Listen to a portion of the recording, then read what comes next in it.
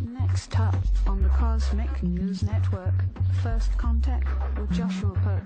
Good morning, Earthlings. Good. How you doing today? Good. How you doing today? Welcome to First Contact Radio. Welcome to First Contact Radio. To talk about all these things I'm talking about is because in life, everything is energy. Every single thing that's out there. Yo, it's First Contact with Joshua Poet. He's the man on the mic, just in case you didn't know it. Covering news from all around the globe, from the weather and space to UFOs. He'll talk politics and make you open your eyes. Conspiracy theories and government lies. He'll dig it all up and try to find the proof. Cause it's time to demand the truth. It's time. First Contact Radio. We have time to demand the truth. It's time. First Contact Radio. We have arrived. To demand the truth. It's time. First Contact Radio. It's time to demand the truth. Radio. We have arrived. First Contact Radio. Good morning, Earthlings. How you doing today? Welcome to First Contact Radio. Today is the 7th of May. So we have a sun sign in Taurus, a moon sign in Leo. So we have the same just like yesterday. Earth and fire. Think how earth and fire work together. They can work really nicely together, or they could work in a bad situation. Fire could catch earth onto fire, and earth can snuff out the fire if there's a lot more of the earth. Or they could work together really nicely and they can create something very nice, like when you use pottery and ceramics and create bowls and plates and things of this nature, or even bigger buildings and structures and so on. So that was how those work together. We just went through a square. We could see right here a lesson that we're dealing with, and this is a lesson dealing with Leo and Saturn, which is discipline. So disciplining that energy. So we've been dealing with that, focusing and thinking about that today, and then a little bit later, about the next 2 hours, we're going to be running into Mercury, going into Gemini, which is where it is in its strength. So maybe a day for good communication this afternoon. Numerology today, we're at a one-tone day. One-tone day. Here's how we arrived at that information. 5 plus 7 plus 2, 0, 1, 4. It's a 19. 1 plus 9 is 10. 1 plus 0 is 1. That is the number for today. This card represents number 1. It's the Magician. Magician is the one who has all of the tools you can see on the table. Cups, swords, wands, and of course the Pentacle. The Magician has all the tools, ability to create whatever the Magician wants to create. The hand up above, right here, and the hand down below, right here, signify the idea that that which is above is as that which is as below. You've heard this over and over in the reading of the Kybalion, so you understand what it's all about. The Magician, or Mercury, or number 1, is all about focus. Focusing all of that energy through the conscious mind to be able to create what it is we wish to create. And if you could think of what's the opposite of focus, and that's the opposite of what could happen with the number 1. Okay? We look over on the tree here to see where everything is. We have our 1 right here for today. It's taking us between the crown and understanding. That's where the 1 is. We have the 5 over here, from wisdom to mercy. And then Gemini right here. So we've got this little connection here, bringing us back to the heart. So we've got the focus of the Magician, reaching a point of understanding and taking that understanding through our choices back to the heart. Okay? Actually, no, we're not there. We're at Leo. What am I thinking about? We're down here. Strength. This is Leo right here. This is where we're going to be later today, as we have that Gemini goes into there. So we have the Leo. Okay, so we have a balancing point with the Leo. I have the Hierophant here, and we have the Magician here. Okay. Our moon phase is currently first quarter, 55% of the way full. This week, if we look up into the sky, it tells us that just above the moon at nightfall, we're going to see Regulus and the sickle of Leo. So we'll look for that tonight. The Mayan Oracle is a 7-tone day. 7 tones are called the resonant tones of attunement. Like-minded energy today is the dog, which is about love and the heart. Challenge for today is the storm, gathering of energy. Hidden power is our free will, or the human. Now if we go over to here, we look at our wave spell for this moment, which is the night, dreams in abundance, and we are at the position of purification, the purification of our night, purifications of the dreams in abundance. Phrase for today is I channel in order to purify, inspiring flow. I seal the process of universal water with the resonant tone of attunement. I am guided by the power of birth. And today is a galactic activation portal day, right here, being directly across from this point right here. Okay. Space weather. Solar wind is currently at 334.9 kilometers per second. Tells us we have a meteor shower, the Eta Aquid meteor shower caused by the debris from Halley's Comet is still active on May 7th. Incoming data from the Canadian Meteor Orbit Radar shows the hotspot of meteor activity near the head of Aquarius. So just before sunrise, you can see those. Planetary K-index is quiet. We have one large coronal hole underneath here, but not facing the Earth. And our geomagnetic or M-class flare possibilities at 40 dropping down to 20. X-class dropping down as well to 5. And geomagnetic storm activity pretty low. On the Jewish calendar, today we are at a 7 Lyre. One more count 22. And tonight would be count 23. Alright, that gets us started for today. UFO news is up next. Let's get to it.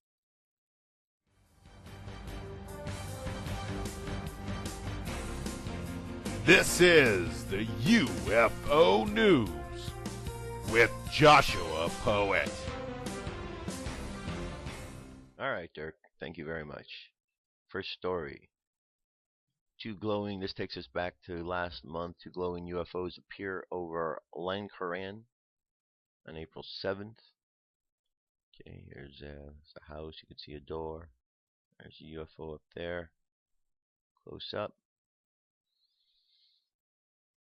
On the night of April 7th, 2014, with an interval of 5 minutes on the same path from the southwest to northeast. For example, in the Caspian Sea, 2 spherical glowing objects flew over Lankaran. I need help in understanding the meaning of the appearance of the mysterious objects in the sky.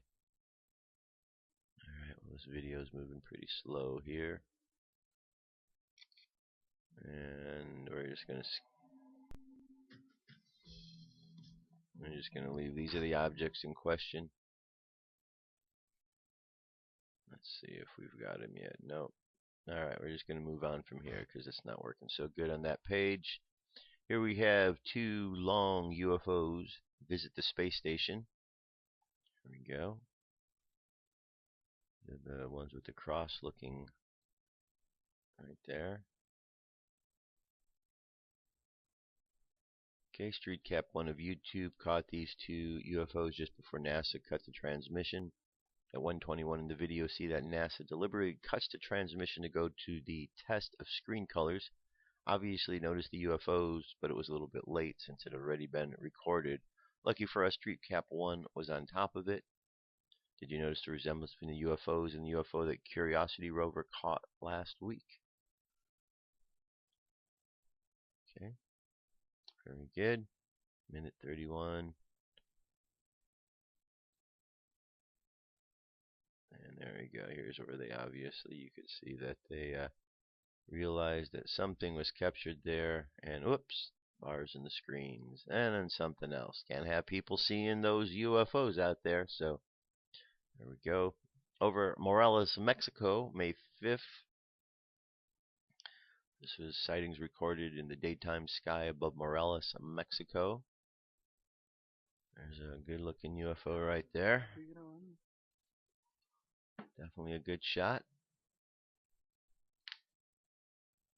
Y 4-minute video. Okay, it's pretty much the same footage throughout. Okay, so I'm going to leave the link available so you can check it out. See what you think about that. Moving on here, two former military men notice a UFO over Georgia. A big triangular UFO had flown directly above the two ex-military men who did work with aircraft in Georgia.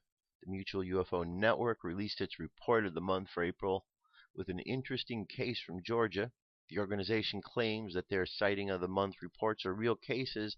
They have been investigated and considered to be unexplained. The April sighting of the month happened in November 2013, November 19th to be specific.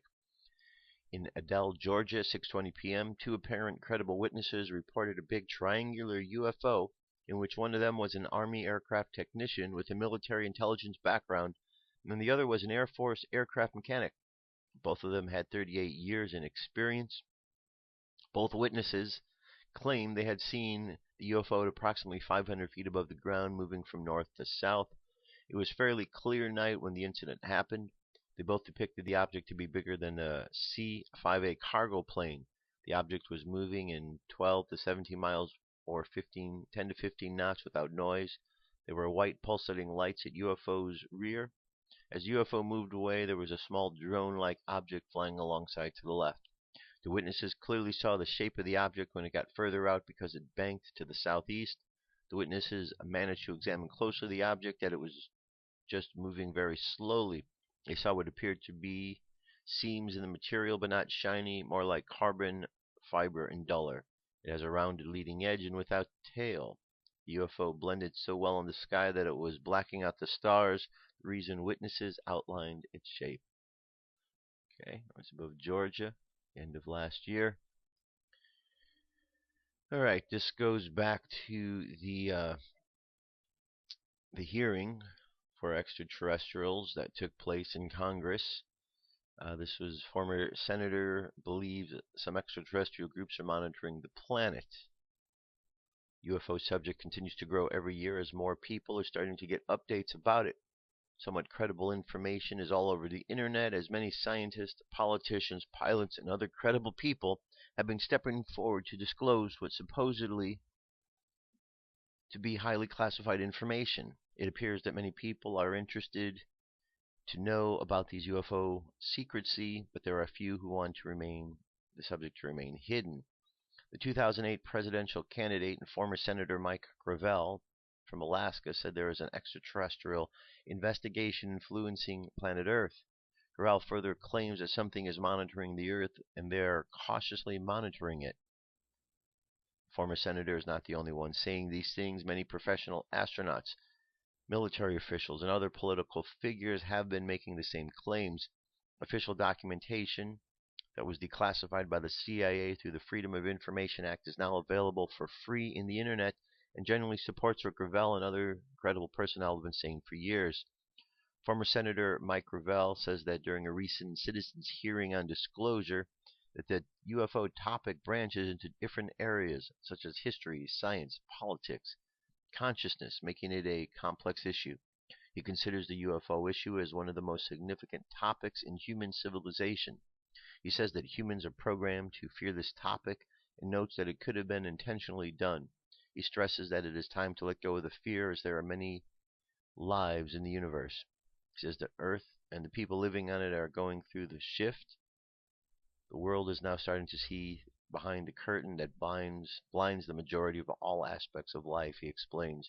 Gravel further says that there are many transparent topics in human world, such as food, health, energy, and financial institutions, and humans are now recognizing the need for a change. He stresses that mankind has great chance to make something new, and perhaps extraterrestrials are monitoring cautiously if humans can make it. I have a video here, 8 minutes, 36 seconds in length, of Mike Gravel. I'm going to leave that for you to watch. And I'm going to move on to our next story. And this last one is a new study on first contact with extraterrestrial civilizations. Are we ready for contact with extraterrestrial intelligence? That's the questions being asked. The SETI project scientists are known for tracking possible extraterrestrial signals, but now they are considering sending messages from Earth telling of our position. A researcher from the University of Caldes, Spain, questions this idea in view of the results from a survey taken by students revealing the general level of ignorance about the cosmos and the influence of a religion when tackling these matters.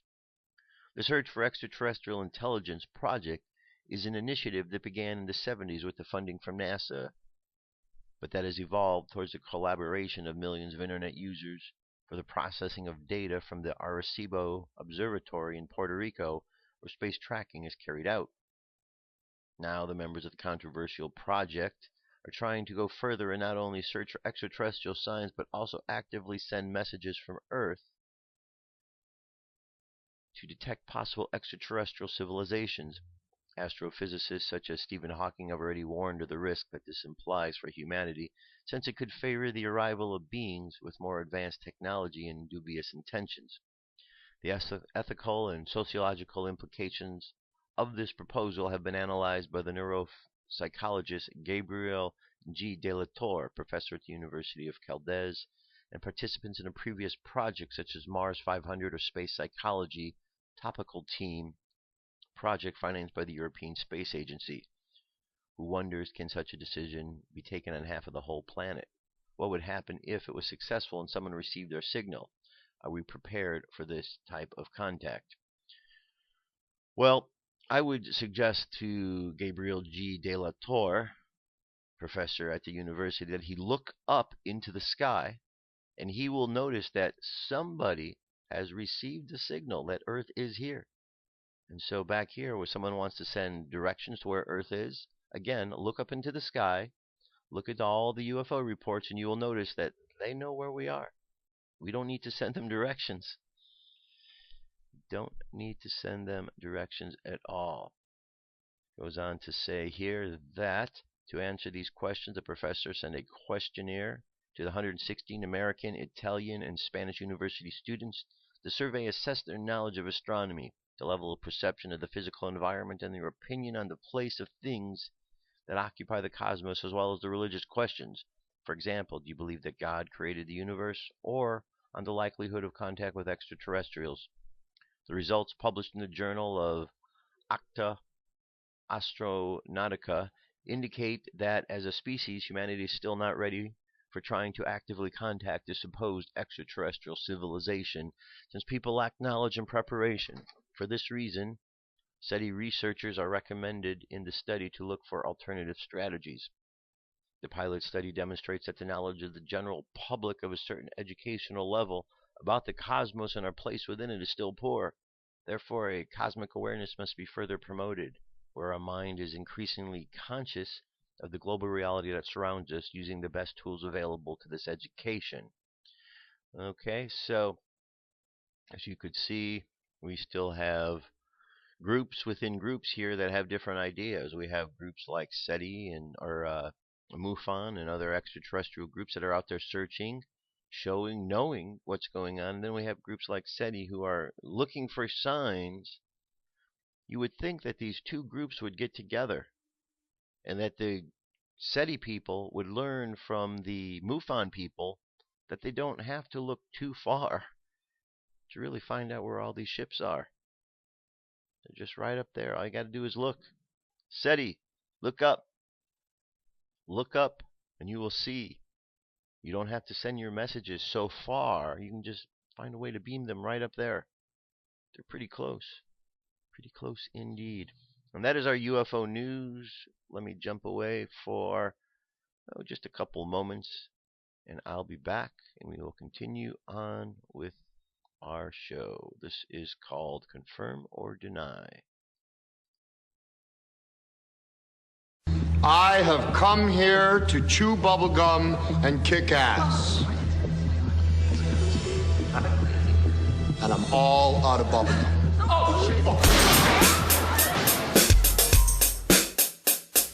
Underground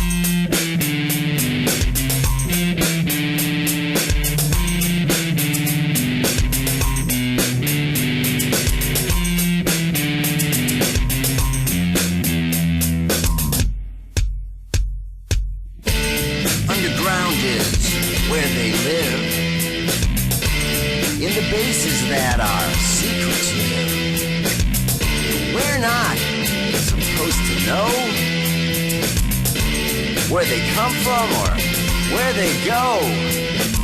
And if you ask our leaders today, this is what they will say. I can neither confirm or deny. I can neither confirm or deny.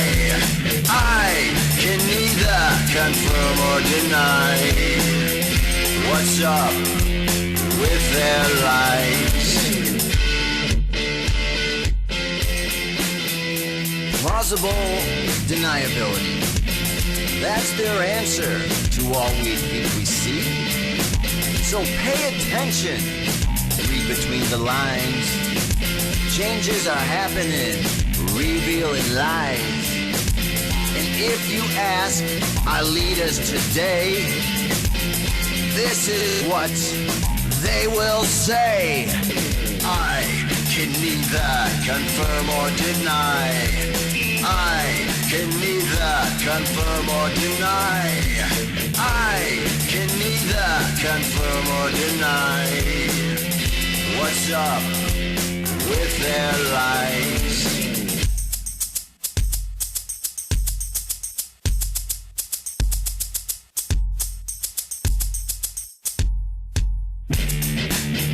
Now, underground is where they live. In the bases that are secretive. We're not supposed to know where they come from or where they go.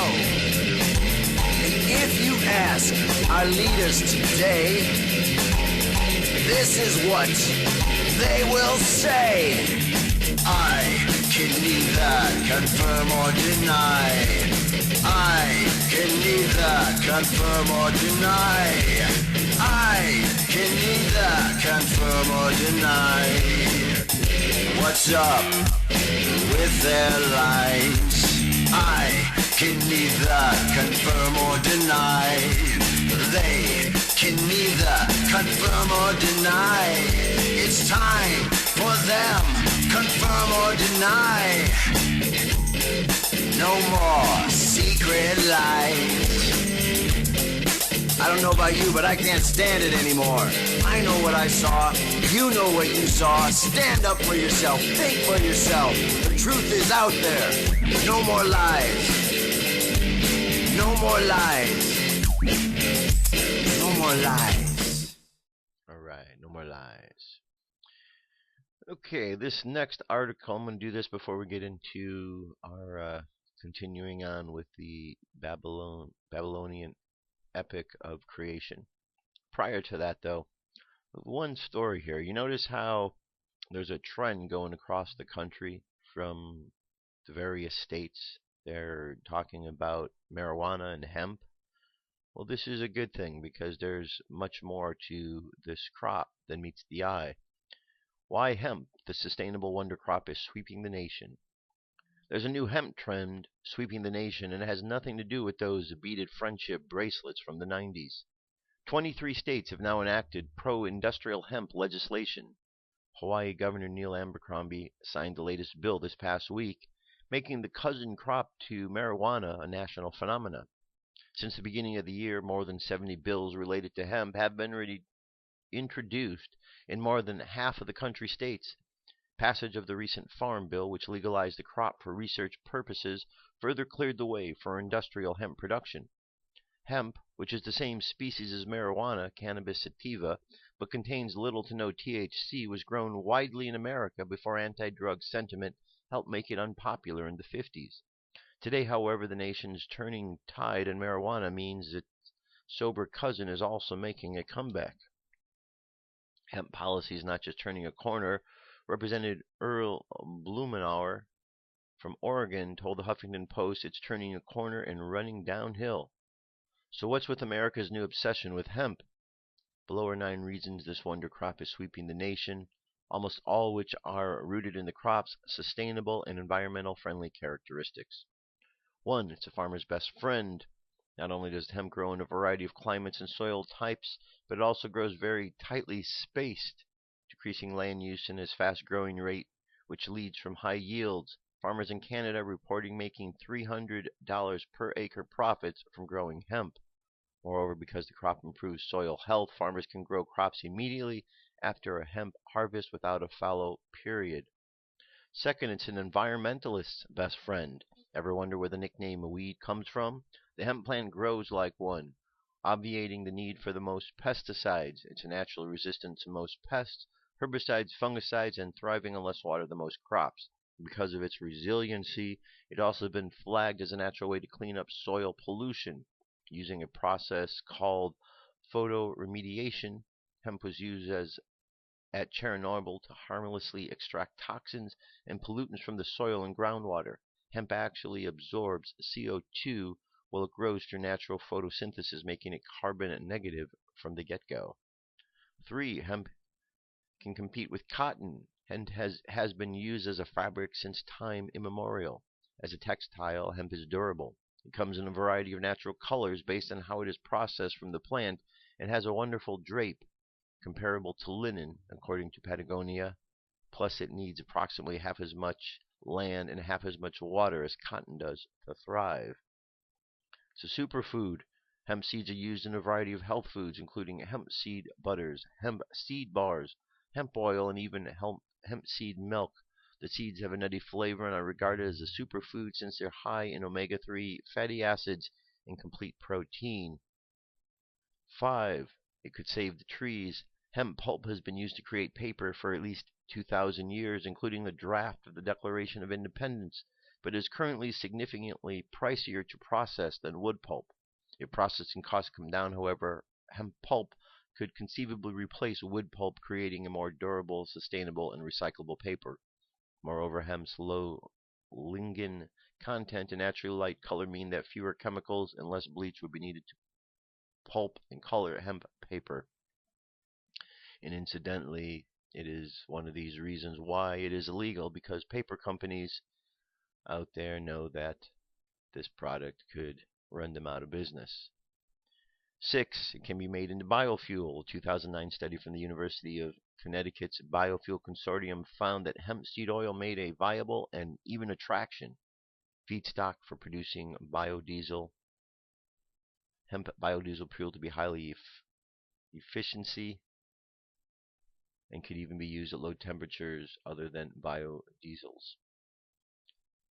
7. We can make natural carbon neutral buildings with it. Longevity, called hempcrete. Hemp fiber can be mixed with lime to create carbon neutral building supplies, including insulation, pressboard, flooring, and wall construction. Hempcrete is energy efficient, non-toxic, resistant to mold, insects, and fire. Moreover, it is easier to work with than concrete and just as strong. Number 9, it can replace plastic.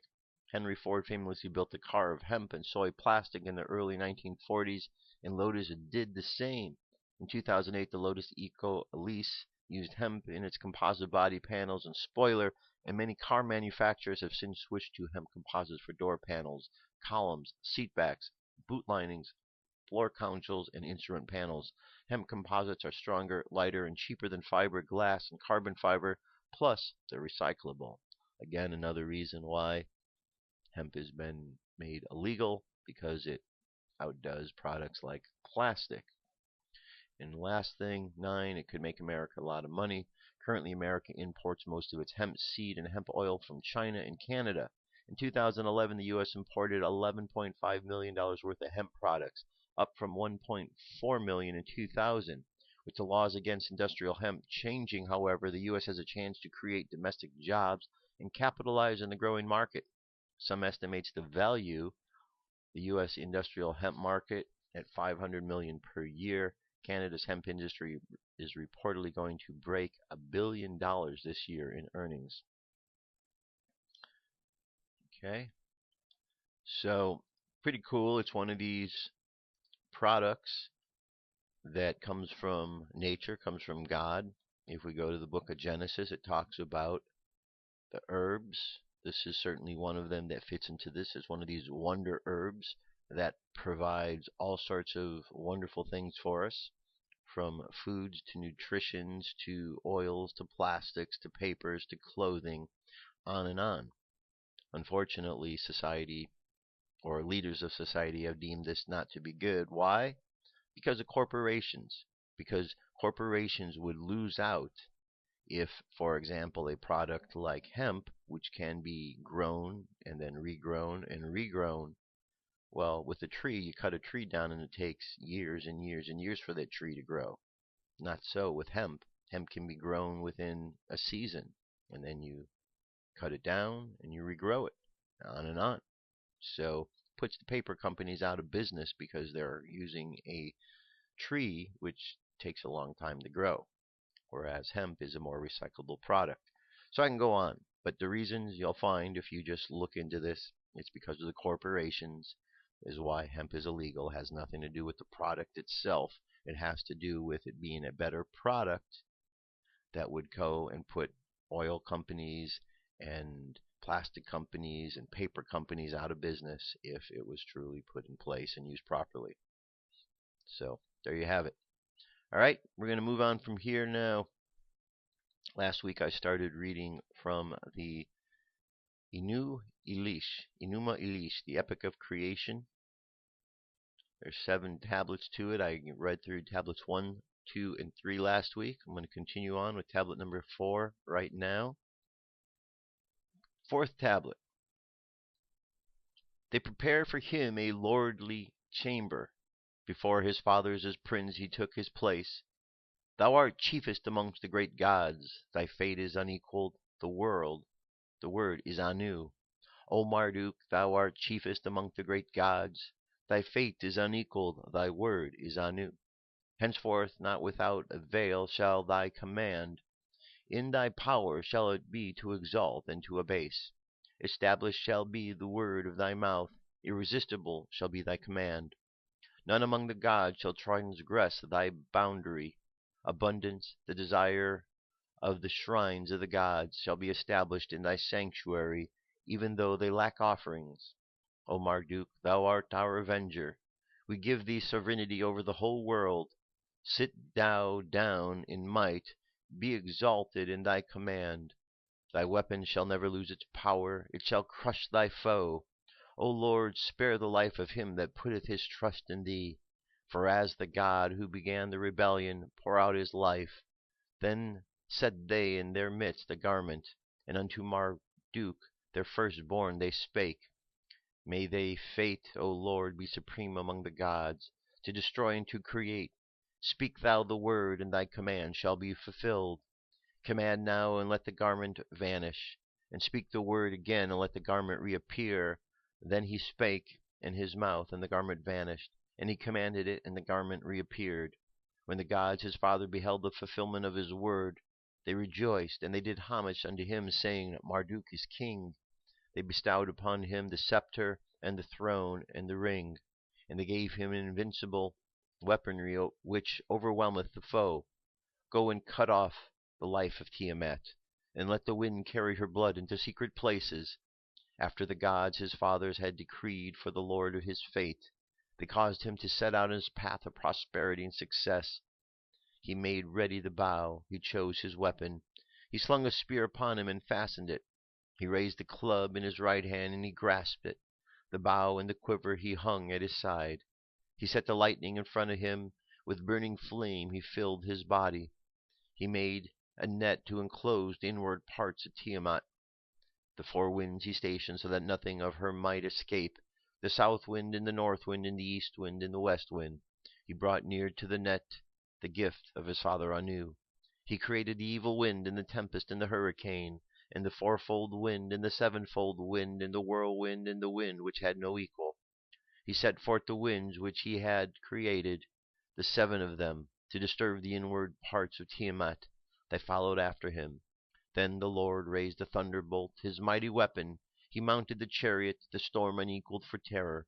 He harnessed and yoked unto 4 horses, destructive, ferocious, overwhelming, and swift of pace. Were their teeth, they were fleckled with foam. They were skilled in, they had been trained to trample underfoot, mighty in battle, left and right. His garment was, he was clothed with terror. With overpowering brightness his head was crowned. Then he set out, he took his way, and toward the raging Tiamat he set his face. On his lips he grasped in his hand. Then they beheld him, the gods beheld him. The gods, his forefathers, beheld him. The gods beheld him. And the lords drew nigh. He gazed upon the inward parts of Tiamat. He perceived the mutterings of the Kingu, her spouse. As Marduk gazed, Kingu was troubled in his gait. His will was destroyed. Where did it go? His will was destroyed.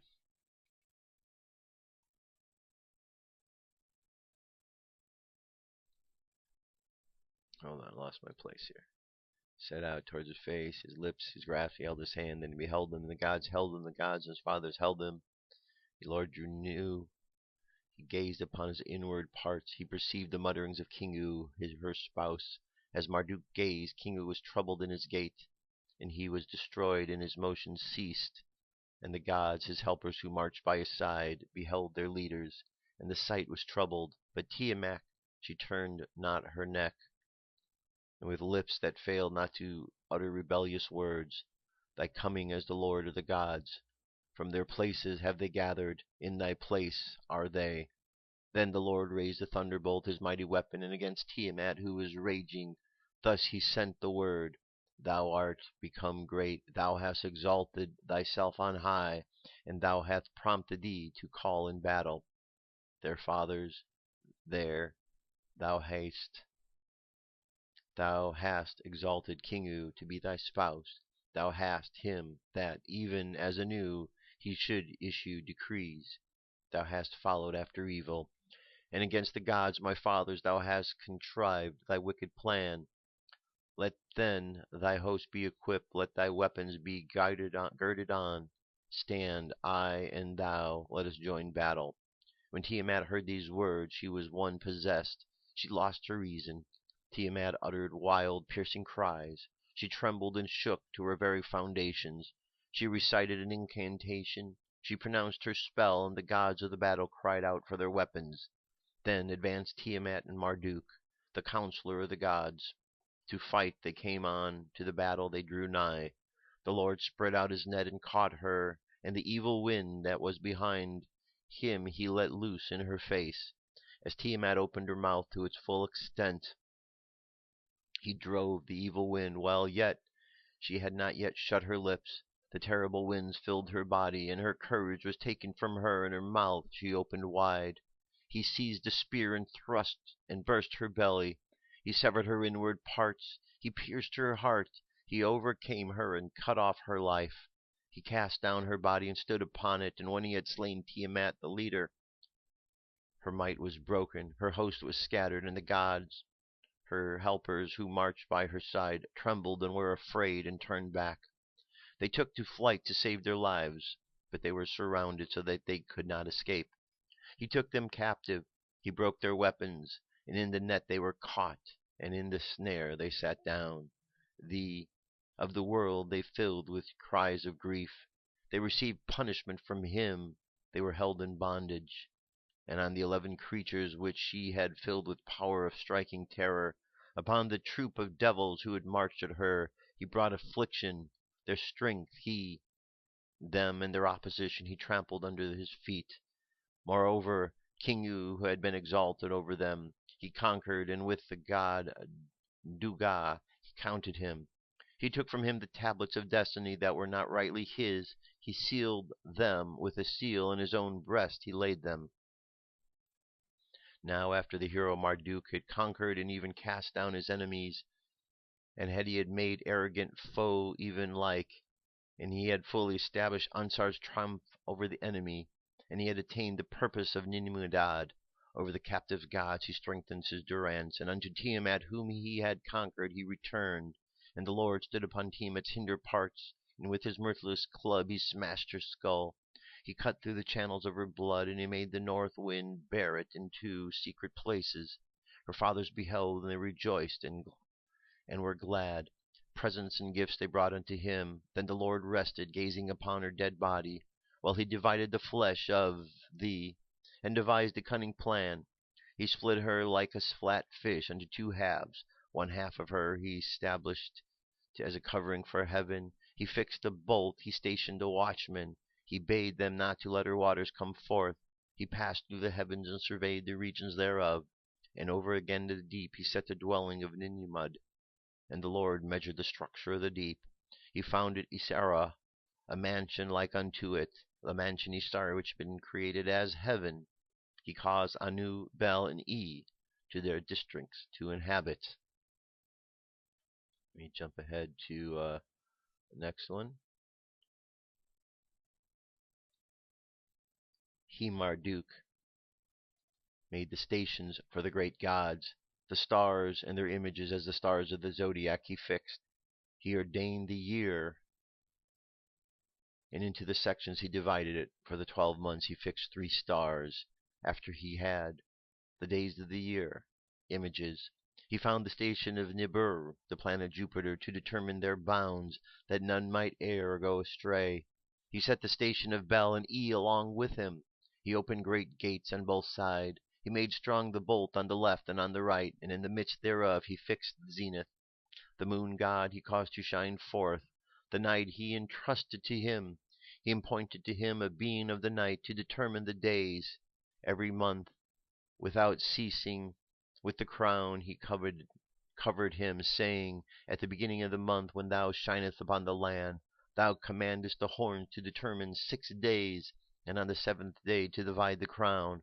On the 14th day thou shalt stand opposite the half, when the sun god and the foundation of heaven thou shalt cause to, and thou shalt make his. Unto the path of the sun god shalt thou cause to draw nigh, and on the day thou shalt stand opposite, and the sun god shall, to traverse her way, thou shalt cause to draw nigh, thou shalt judge the right to destroy. And there's 50 lines that are gone, and then it continues on. The gods his fathers beheld the net which he had made. They beheld the bow and how work was accomplished. They praised the work which he had done. Then Anu raised thee. In the assembly of the gods he kissed the bow, saving, It is. And thus he named the names of the bow, saving, Longwood shall be on the name, and the second name shall be, and the third name shall be the bow star. In heaven shall it. Then he fixed a station for it. Now after the fate of, he set a throne in heaven. And then the rest of this tablet is missing. And that brings us to the 6th tablet. Let's see what we have here. A shorter one here. When Marduk heard the words of the gods, his heart prompted him, and he devised a cunning plan. He opened his mouth, and unto he spake. That which he had conceived in his heart he imparted unto him. My blood will I take, and bone will I fashion. I will make man, that man may. I will create man who shall inhabit the earth, that the service of the gods may be established, and that their shrines may be built. But I will alter the ways of the gods, and I will change their paths. Together shall they be oppressed, and unto evil shall they. And he answered him, and spake the word, Thee of the gods I have changed, and one shall be destroyed, and men will I, and the gods and they. The rest of the text is wanting in the exception to the last few lines of the tablet, which read, They rejoiced in Ipsu Kinkinaku. They set their dwelling of the heroic son, their avenger they cried, we whom he succored. They seated themselves in the assembly, they named him, and they all cried, and they exalted him. And the last tablet, the 7th tablet, is quite long and lengthy, so I'm going to leave that for next week along with the epilogue. And there you have it. That is the Epic of Gilgamesh. So we've got a couple more parts to go. I'll finish those next week, the 7th tablet and the epilogue. And there you have it. Continuing on. This brings us to an article here called Beyond the Five Senses over at In5D.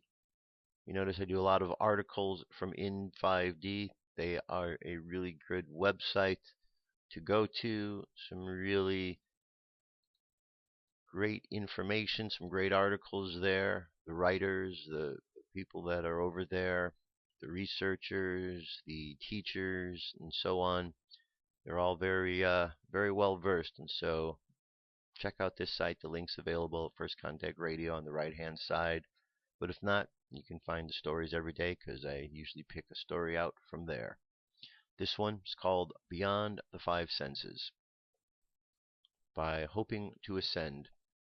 If you hear voices, have dreams come true, or see unusual things, and wonder if you're going crazy, you might be having a psychic experience.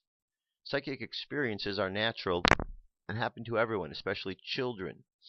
These children work through our intuition. It's an inner awareness that goes beyond the five senses. What many call the sixth sense should be our first, which is our intuition. There are many resources that can help you develop and improve your intuition. Visualization techniques are among the most effective methods used, and many can be adaptable for blind people. It doesn't matter what faith you are. There are many religious people who are psychically aware, and many are just as spiritual. Most of us only have some, but not all of these abilities. For example, one person may see auras, but may not have telepathy. They may be empathic. It's very impossible. We are all empathic. The internet has tons of info on these concepts. You'll learn about auras, chakras, light workers, meditation, healing, spirit guides, indigo people, crystals, among other related subjects. Please remember that not all sources are accurate or complete, so check out many sites. Use what feels right for you. You'll also learn about prophecies, aliens, ascension, and channelers, which you may or may not believe, and that's okay. Many of these ideas are known as New Age, although the knowledge dates back thousands of years. The New Age movement has its merits and its drawbacks. No one expects you to be a New Ager to believe any of this. As you begin to learn to work with the ideas and techniques, you'll discover things about yourself, abilities you didn't know you had, or you knew you had, but you didn't know how to control. If you find a teacher, be sure you're comfortable with the person and their guidance. You might learn meditation, for example, but prefer a different technique. These things aren't encouraged by society because they empower us to think for ourselves. As soon as we realize how powerful we really are, then our perceptions change and we become more aware and awake. Beyond the five senses is a wonderful world, though it may take some time getting used to. So take it slow, relax, you're okay, and you're not alone. Okay, good article. Another good article. And very important, we go through this world and we're not encouraged by this world to make the changes that we need to make, are we? I mean, the world wants to keep people locked into this 3D reality, into the reality of the physical world. They want to keep you locked into the news programs every day of fear so that you're afraid of what's going on. But what we really need to do is we really need to take time to go inside of ourselves. Because once we do, we find that there is all the power that we need. It all exists within us, the ability to create, to manifest, to do whatever we need to do. And if we all went in there, 300 million people in the United States went inside and learned to empower themselves, this government that is trying to impose itself upon the American people would not have a chance. If the billions of people around the world, 7 billion people, went in and empowered themselves, the world who is trying to create a new world order would not have a chance. Not at all. So all the power lies with us. Or the lack of power comes from the lies of those who are trying to keep you down. You can decide which way you want to go. On this show, we know which way we're going. We're going to the way of self-empowerment. That's why I'm not really focusing too much on telling you lots of stories of what's going on out there with the problems in the world. you know that there's problems in the world. And what I found through this particular experiment this year is that even though I'm not relying and talking about the stories that are going on in the world, the physical things that are going on, we haven't missed anything, have we? Because telling you a politician lied from a day-to-day basis really makes no sense at all, because every day they're lying, or bankers are lying, or someone's cheating or stealing, or police are doing something bad. We can find all of that. But if we look at the positive, we can also find politicians who are trying to help us, bankers who are doing the right things, police officers who are out there helping others, and so on and so forth. Depends where we look. So I'm choosing to take the direction of the show, and have chosen to take in the direction of looking to the positive, to what we're going to create, to what we are creating in a positive way, and we leave behind all of the negative stuff. Let the negative with the negative, because things are changing. This is our time. Important for us to know which way we want to go. Very important for us to know. All right? That brings us to our message for today. And this is a message channeled by Karen Dover, and it's a message from God. Check it out. Where are we at here? Where are we at here? Here we go.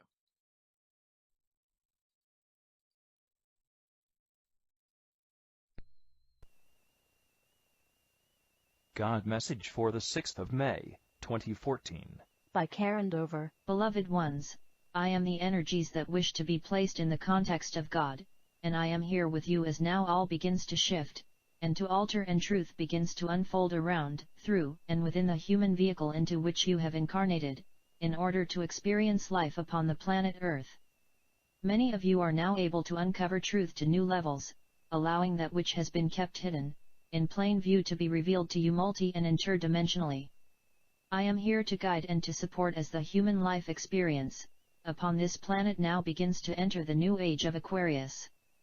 The opening of the portal to humankind is now fully underway, and many of you are now downloading and anchoring the new coding, which is required by the human vehicle in order to find balance and harmony within the universe of three at this moment. New experiences, new energetic frequencies are all now swirling and shifting and embedding into your outer waking reality in truth. That which is not truth is no longer open to you at any waking level, as many of you are now finding as you try to navigate the illusion that seeks to teach you that it is truth. Once more I guide you strongly, beloved ones, that truth just is. It needs no explanation and needs no confirmation, and truth now expands beyond where you have experienced in this your human vehicle. I place the coding: titanium, gold, platinum, 333, 222, 000, 444, 888, white, primrose yellow, Ank of eternal life, 0000000000000. I ask you to commune with your soul at all moments of all moments. The reflections that are now shown to you, disjointed as the hall of mirrors that the human race has been taught is life on this planet, now dissolve in truth. I am here with you, I walk with you, and I am you, for all just is, and you are in truth. Very nice message. Very nice meditation time. Close your eyes. Take a deep breath. And exhale. Another deep breath. And exhale again. And again, another deep breath. And exhale.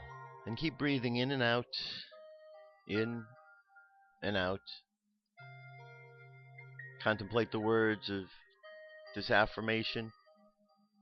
My life is full of wealth, blessings, and supportive loved ones. My life is full of wealth, blessings, and supportive loved ones. And allow those words to reverberate within your being. Contemplate the idea of wealth in your life, abundance.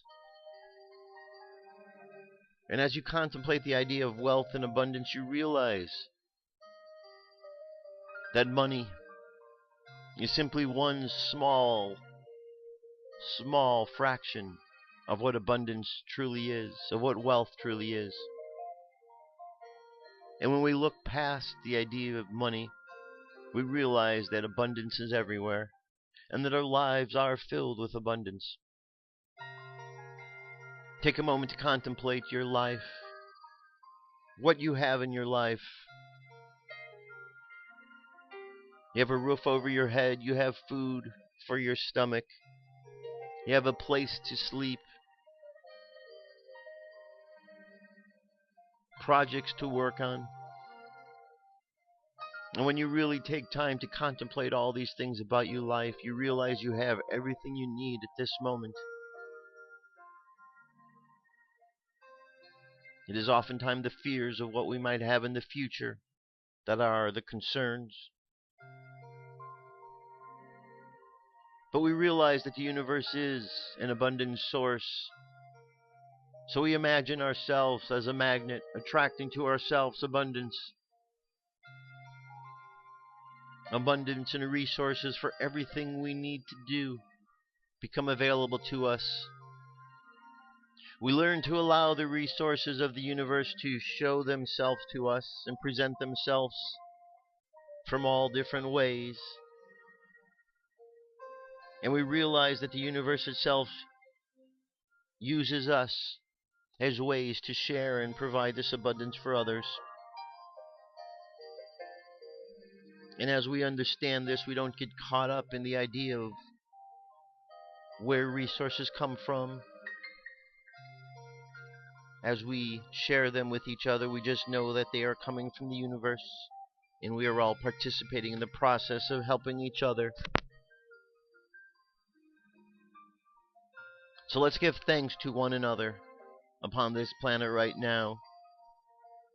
Thanks for the way that we help each other that we are consciously aware of. And thanks to the ways that we help each other that we are unconsciously aware of. And thanks to all the ways that we will help each other as we continue to grow and evolve and understand how the helping others helps ourselves as well. Let's imagine sending love to the planet right now, so that love absorbs down into the earth. Let's send love out into the cosmos and see it